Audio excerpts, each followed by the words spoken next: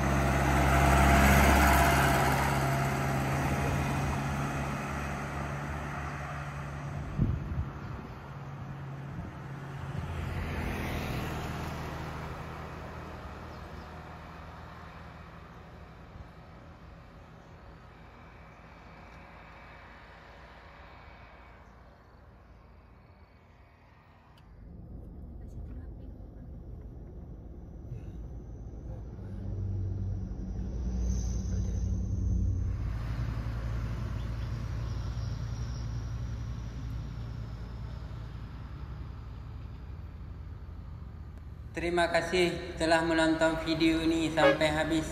Semoga bisa menambah wawasan bagi kita semua tentang jalan lintas barat, pegunungan. Kritik dan komentarnya ditunggu. Wassalamualaikum warahmatullahi wabarakatuh.